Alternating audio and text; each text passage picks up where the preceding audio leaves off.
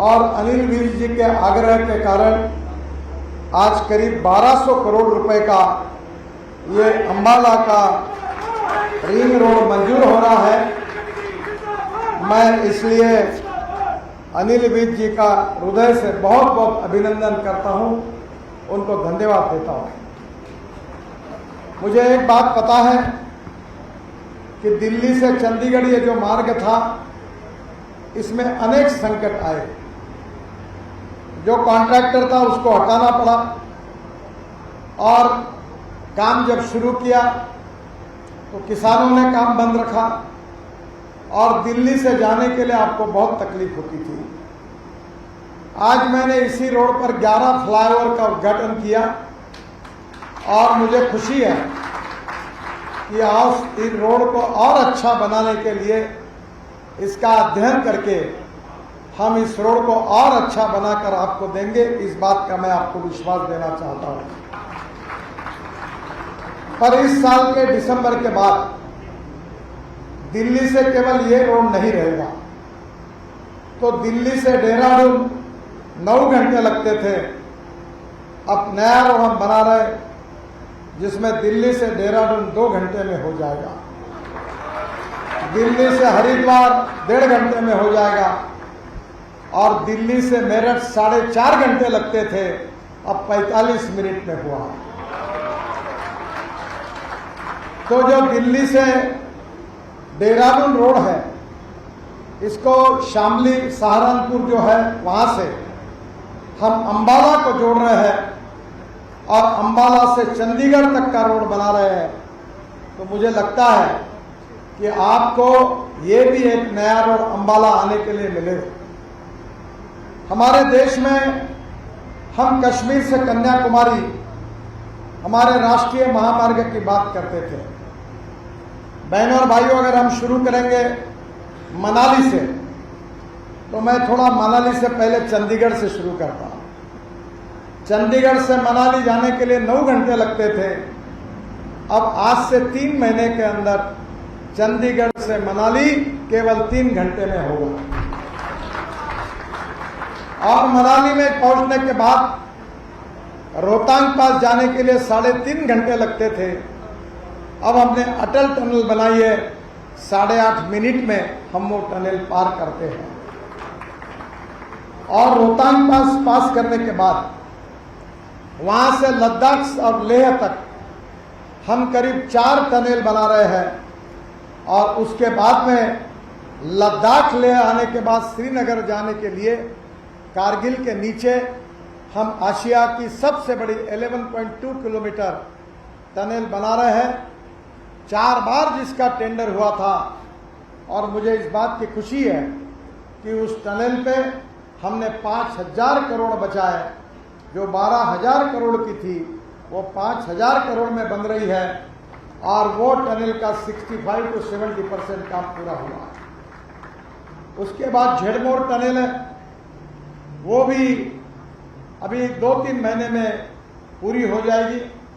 और श्रीनगर जाने के बाद श्रीनगर से जम्मू तक हम 18 टनल बना रहे हैं, जिसमें से 14 हमने बना ली है और 4 टनल आने वाले 1 साल के अंदर पूरी होगी।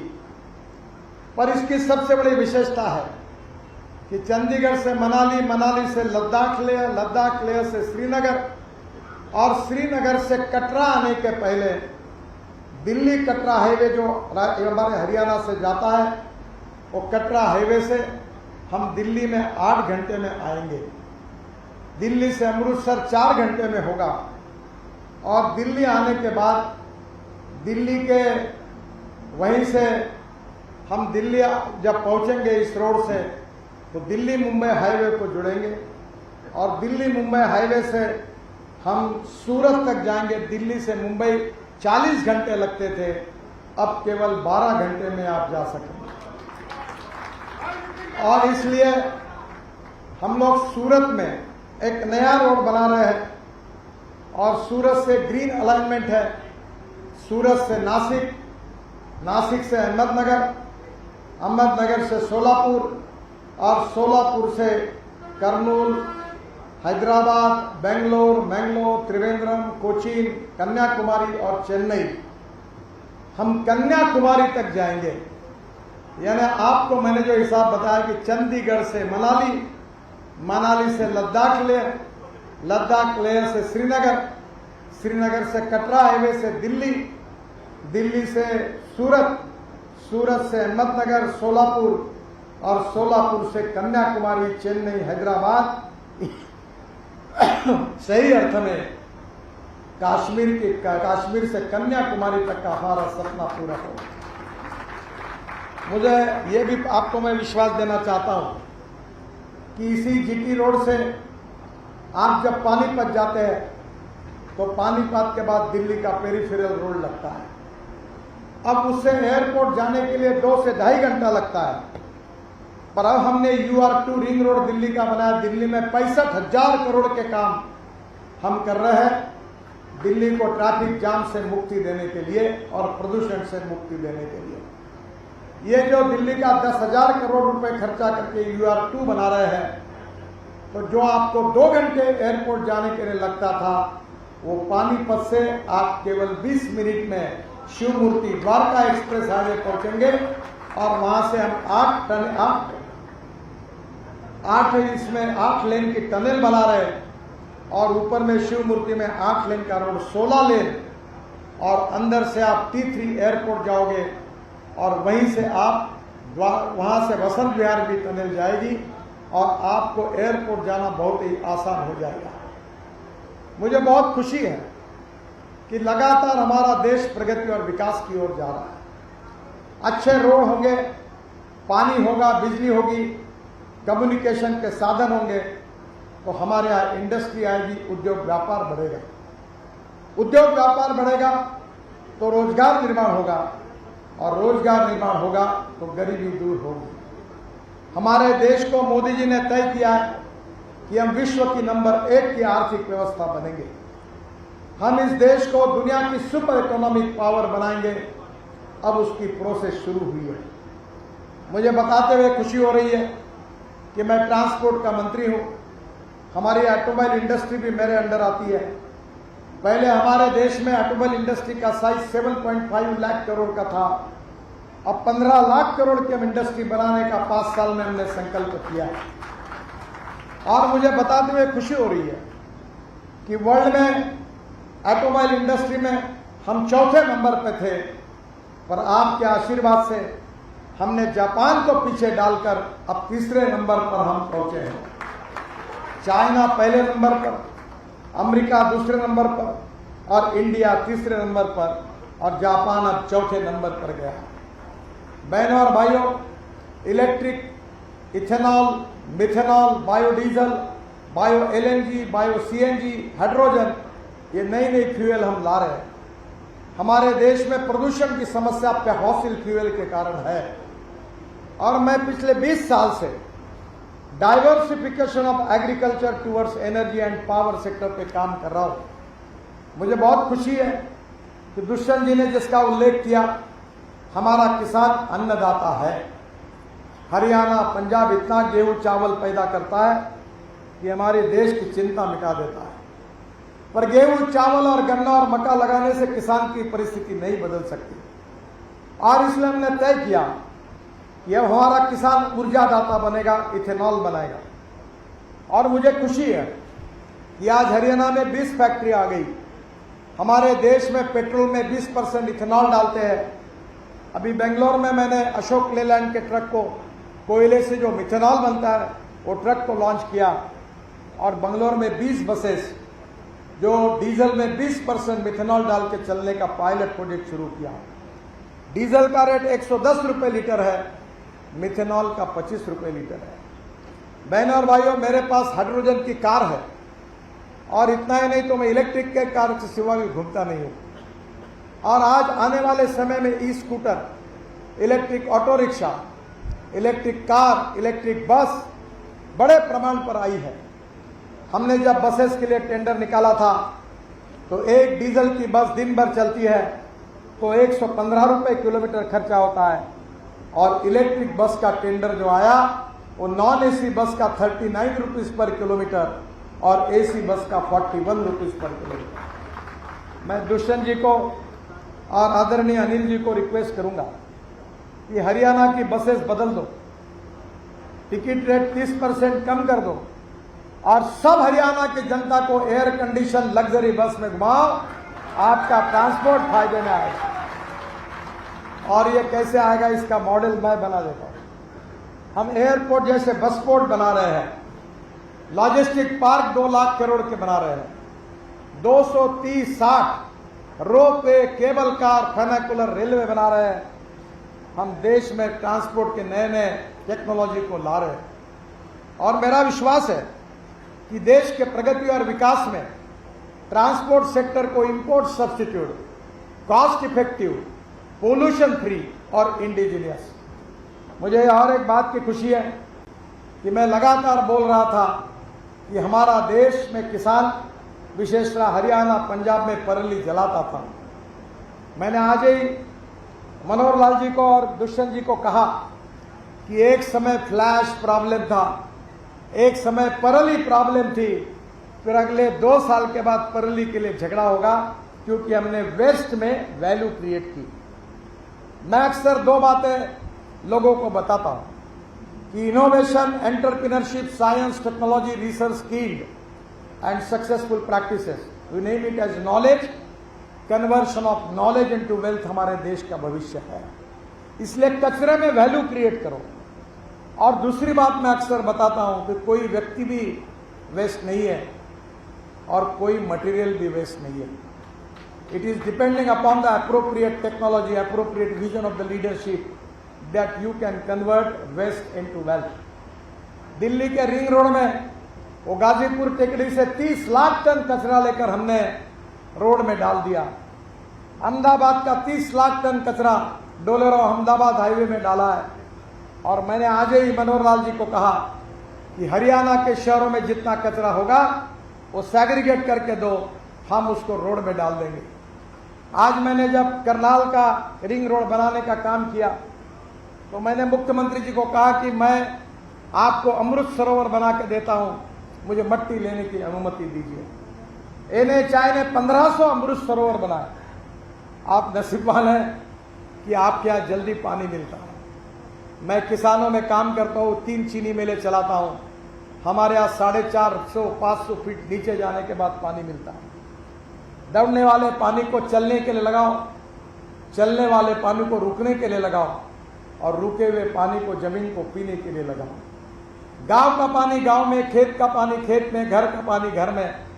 यही हम पूरे देश भर में प्रयास कर रहे हैं और पानी भी हमारी समस्या है। मुझे बहुत इस बात की खुशी है कि मैं जब वाटर रिसोर्सेस मंत्री था तो पंजाब, हरियाणा, उत्तराखंड, हिमाचल और दिल्ली, इनके बीच में 40 साल से 23 झगड़े चल रहे थे। मुझे याद है कि मैंने 17 झगड़े मिटा दिए। सब मुख्यमंत्री मेरे पास आते थे, मैं बताता था मनोहर लाल जी आप बैठो, मैं दरवाजा बंद कर रहा हूं, जब तक तुम एक आम सहमति नहीं बनाएंगे मैं दरवाजा ही नहीं खोलूंगा। और मुझे खुशी है कि अब नए नए प्रोजेक्ट उत्तराखंड और हिमाचल में बन रहे हैं, जिसके कारण हरियाणा को बहुत पानी मिलने वाला है। पाकिस्तान में जो 3 नदियों का पानी जा रहा था वो भी रोकने के लिए हमने भूमिका ली। पाकिस्तान के लोग मेरे ऊपर नाराज हुए, पर मैंने कहा था कि पाकिस्तान और भारत का जब निर्माण हुआ तो 3 नदी पाकिस्तान को मिली, 3 नदी भारत को मिली। हमारे अधिकार का पानी पाकिस्तान जा रहा है, उसको हम रोकेंगे और हरियाणा और पंजाब के किसानों के लिए उपलब्ध करा के देंगे। मुझे इंदिरा कैनाल के लिए मैंने 2000 करोड़ रुपए दिए। पूरे कैनाल का कंक्रीटीकरण हुआ बठिंडा से और आगे राजस्थान के 9 जिलों का पानी मिल रहा है। इतना अच्छा काम हो। मुझे विश्वास है कि हमारी जो पराली है इससे bio CNG, bio LNG, hydrogen तैयार होता है। और मुझे इस बात की खुशी है कि अभी देश में 26 प्रोजेक्ट शुरू हो गए हैं। मेरा देश का पहला ट्रैक्टर है जो बायो सीएनजी पर कन्वर्ट हुआ है, जिससे 1 लाख रुपए की बचत है। मैं किसानों का फायदा होना चाहिए इस मत से ये कह रहा हूं। अभी मैंने दुष्यंत जी को भी यही कहा कि आप बस, ट्रैक्टर, ट्रक, कार की किट लाइए और जहां ये प्लांट डाल रहे हैं उसी से सीएनजी पे कन्वर्ट करिए, आप किसानों के लाखों रुपए बचेंगे, ट्रांसपोर्ट सस्ता होगा और प्रदूषण में कमी आएगी। 5 टन परली 1 टन बायो सीएनजी और बायो एलएनजी देती है। 2 प्लांट मैंने भी लगाए हैं, अब 135 प्लांट लग रहे हैं और 26 प्लांट पूरे हुए हैं और हमारा किसान ऊर्जा दाता भी बन रहा है। मुझे और एक बात की आज मैंने सुझाव दिया, आदरणीय वीर साहब और अपने दुष्यंत जी है, कि अब परली से बिटुमिन तैयार हो रहा है। टेक्नोलॉजी को सीएसआर सेंट्रल रिसर्च और ऑर्गेनाइजेशन ने मान्य किया है। हमको 80 लाख टन बिटुमिन लगता है, डामर लगता है, हम 30 लाख टन इंपोर्ट करते हैं। मेरा सपना है कि ये 30 लाख टन हरियाणा और पंजाब के किसान परली जलाने के बजाय उससे बनाएंगे और उसको खरीदने की गारंटी मैं देता हूं, जिससे किसान अन्नदाता, ऊर्जादाता और डामरदाता बनेगा। हमारे गांव समृद्ध संपन्न बनने चाहिए। हमारे देश में विशेष रूप से हैप्पी ह्यूमन इंडेक्स की चर्चा हो रही है। भूटान के प्रधानमंत्री जी ने यूनो में भाषण दिया और डोमेस्टिक हैप्पी ह्यूमन इंडेक्स की बात की। हमारे देश में किसानों के खेत को पानी मिलना चाहिए, जवान लोगों को रोजगार मिलना चाहिए, उद्योग व्यवसाय प्रगति और उसका विकास होना चाहिए, हॉस्पिटल की सुविधा गरीब आदमी को मिलनी चाहिए, शिक्षा की सुविधाएं मिलनी चाहिए, अच्छे रोड बनने चाहिए, 24 घंटे बिजली चाहिए, पीने के लिए शुद्ध और स्वच्छ जल चाहिए। ये इसी प्रकार से एक समृद्ध संपन्न हिंदुस्तान का सपना, आत्मनिर्भर भारत का सपना, भारत को दुनिया की महाशक्ति बनाने का सपना प्रधानमंत्री जी का है।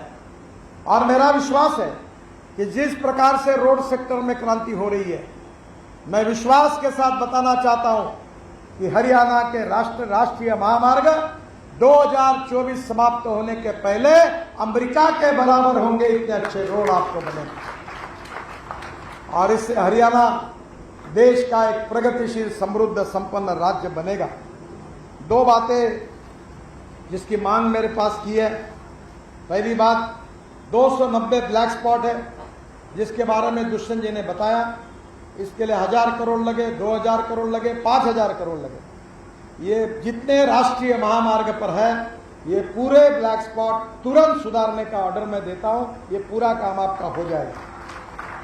सेतु बंधन में जो आपके शहरों के अंदर रेलवे ओवरब्रिजेस है, अंडरपास है, उसके लिए आज मैंने एडिशनल 300 करोड़ रुपए आज हरियाणा को दिए। एक मुझे याद हो रही है, वो रतनलाल कटारिया जी। अंबाला से मेरा बहुत पुराना संबंध है। आज से करीब 35 साल पहले मैं 1 महीने के लिए रतनलाल कटारिया जी के पहले विधानसभा चुनाव में मैं बबेन करके जो गांव है, शाहबाद से बबेन, रादौर के बीच में, वहां 1 महीना रहा था। और रतनलाल कटारिया जी आज हमारे बीच में नहीं है। मैं उनको रादौर के खादी ग्रामोद्योग के दुकान में लेकर गया था, उनके कपड़े चप्पल खरीदी करने के लिए गया था और उनका वो पहला चुनाव था। चौधरी चांदराम उनके खिलाफ थे और देवीलाल जी और मंगल सेन जी के नेतृत्व में चुनाव था। एक दिन रात को मैं उस समय अंबाला में आया था, सूरजबान जी के घर पर भी गया था। तब अंबाला में शायद सुषमा जी वहां से खड़ी थी और उस समय मुझे इस रोड की यादें आज फिर से याद आ रही थी, क्योंकि बीच में मैं लगातार हवाई जहाज से और हेलीकॉप्टर से ही आ रहा था। आज मैंने कहा कि मैं रोड देखने के लिए जाऊंगा, तो पहली बार रोड से आ रहा हूं। मुझे इस बात का दुख है कि रतनलाल कटारिया जी आज हमारे बीच में नहीं है। आज वो हमारे पास नहीं है। अगर वो होते तो और ज्यादा खुशी होती, पर आज वो हमारे बीच में नहीं है। मैं उनको श्रद्धांजलि भी अर्पित करता हूं, उनको याद भी करता हूं। और निश्चित रूप से ये शाहबाद से रादौर, ये जो रोड है जो आगे सहारनपुर जाता है, ये एनएच नहीं है। मुझे एनएच पर ही एक्सपेंडिचर करने का अधिकार है, पर मैंने आज ही यहाँ के हमारे हरियाणा के पीडब्ल्यूडी सेक्रेटरी को मैं कहूँगा कि सीआरएफ में इसका 6 इंच व्हाइट टॉपिंग कंक्रीट की प्रपोजल बनाकर आप मेरे पास भेज दीजिए। जैसे यहाँ दुष्यंत जी ने मांग की है, ये भी रोड मैं पूरा करके दूंगा। इसी विश्वास के साथ फिर से एक बार मैं अनिल विज जी को बहुत बहुत अभिनंदन करता हूं कि उनके प्रयासों के कारण आज अंबाला को इतना बड़ा रिंग रोड बना, जिससे अंबाला के शहर का ट्रैफिक जाम खत्म होगा, प्रदूषण खत्म होगा और नए रोड के आजू बाजू में एक नई स्मार्ट सिटी अंबाला की निर्माण होगी, जिससे लोगों को राहत मिलेगी। इसलिए उनको, अंबाला की जनता को बहुत बहुत बधाई देते हुए मैं अपनी बात समाप्त करता हूं। धन्यवाद।